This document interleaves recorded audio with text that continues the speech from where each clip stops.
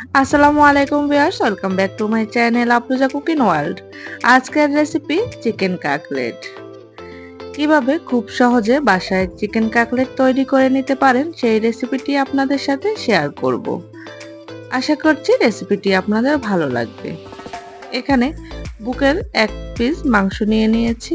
মাংসটাকে আমি এখন কিমা করে নেব। আপনারা চাইলে ব্লেন্ডারও করে নিতে পারেন, তবে ব্লেন্ডারে করে নিলে চিকেন কাকলেটগুলো স্টিকি হবে, খেতে ভালো লাগবে না। চেষ্টা করবেন এভাবে কিমা করে নেওয়ার জন্য। চিকেন কিমার জন্য চেষ্টা করবেন বেস্টের পিস নেওয়ার জন্য, এতে করে কিমাগুলো খুব সহজে করে নেওয়া যাবে।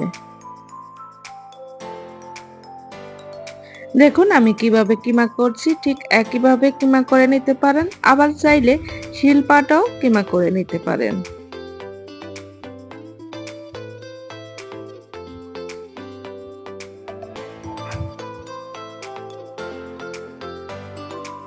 এই যে আমার কিমাগুলো রেডি হয়ে গেছে।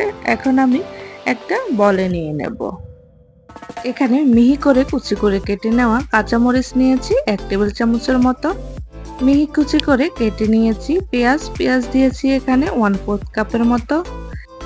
1 চা চামচ দিয়েছি আদা বাটা, 1 চা চামচ রসুন বাটা, 1/2 চা চামচ দিয়েছি সাদা গোলমরিচের গুঁড়ি। আপনাদের হাতের কাছে যদি সাদা গোলমরিচের গুঁড়ি না থাকে তাহলে কালোটাও দিতে পারেন। 1/2 চা চামচ দিয়েছি লবণ, 1/2 চা চামচ দিয়েছি মরিচের গুঁড়ি, 1/2 চা চামচ গরম মশলা গুঁড়ি, 1/2 চা চামচ দিয়েছি চিনি স্বাদের ব্যালেন্স ঠিক রাখার জন্য, 1 চা চামচ দিয়েছি লেবুর রস,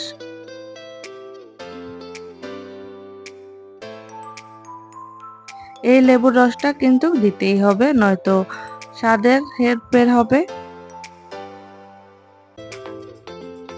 1 টেবিল চামচ দিয়েছি ধনিয়া পাতা, 1/4 কাপ দিয়েছি ব্রেড ক্রামস। এখানে আমার কাছে অরেঞ্জ কালার ছিল তাই অরেঞ্জ কালার দিয়েছি, আপনাদের কাছে সাদা থাকলে সাদাও দিতে পারেন। 1 টেবিল চামচ দিয়ে দিচ্ছি তেল। এখন দিয়ে দেব আলু। বড় সাইজের একটা আলু সিদ্ধ করে নিয়েছি, এখন গ্রেটার দিয়ে গ্রেট করে দেব। আপনারা চাইলে আলু ভর্তা করেও দিতে পারেন।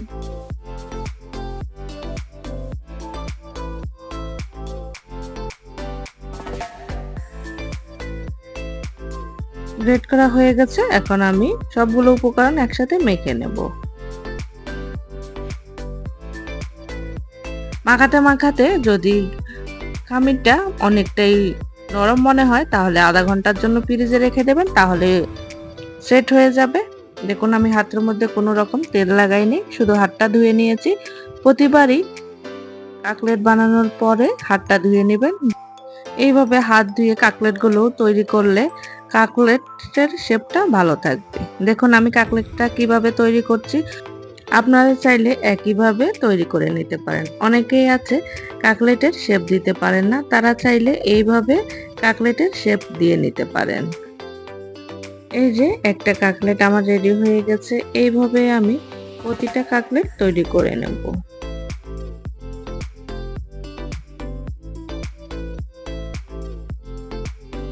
এই যে দেখুন সবগুলো কাকলেট তৈরি হয়ে গেছে। এখানে 2টা ডিম নিয়েছি, 1.5 কাপের মতো নিয়েছি ময়দা, আর প্রয়োজন মতো নিয়েছি ব্রেড ক্রাম্বস। এখন ডিম 2টাকে ভালো করে ফেটিয়ে নিয়েছি। এখানে 2 টেবিল চামচের মতো পানি দিয়েছি। পানিটা চেষ্টা করবেন দেওয়ার জন্য, এতে করে ডিমের যেই মিশ্রণটা ওটা পাতলা হয় আর কাকলেটের জন্য ভালো হবে। প্রথমে কাকলেটটাকে আমি ময়দার মধ্যে গড়িয়ে নেব, তারপর অবশিষ্ট ময়দাগুলো ফেলে ডিমের মধ্যে দিয়ে দেব।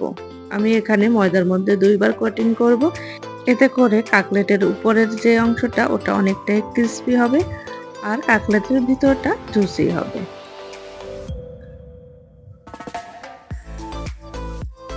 ডিমের মধ্যে চুবিয়ে আবারও দিয়ে দিচ্ছি ময়দা একইভাবে আবারও গড়িয়ে নেব।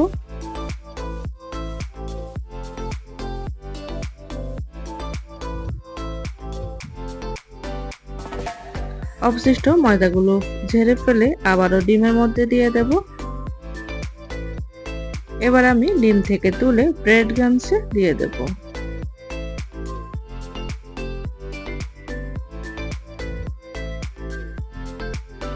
ব্রেড ক্রামসে ভালোভাবে গড়িয়ে নেব।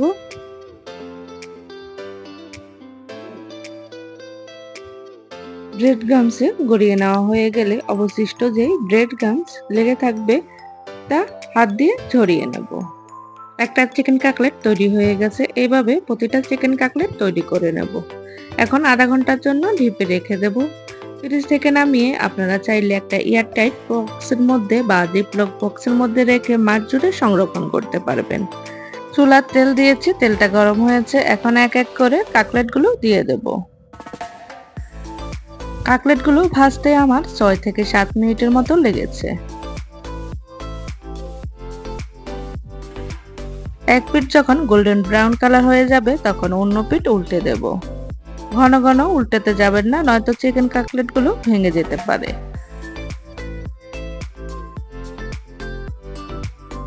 এভাবে উল্টে পাল্টে চিকেন কাকলেট গুলো ভেজে নেব।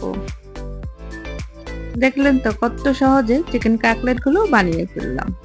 বাচ্চাদের টিফিনে বা বিকেলের নাস্তায় খুব সহজে এই চিকেন কাকলেট গুলো বানিয়ে নিতে পারেন। চিকেন কাকলেটটা ভাজা হয়ে গেছে, এখন তুলে নেব। আশা করছি রেসিপিটি আপনাদের ভালো লেগেছে। ভালো লাগলে প্লিজ আমার চ্যানেলটিকে সাবস্ক্রাইব করবেন আর একটা লাইক দিয়ে দেবেন।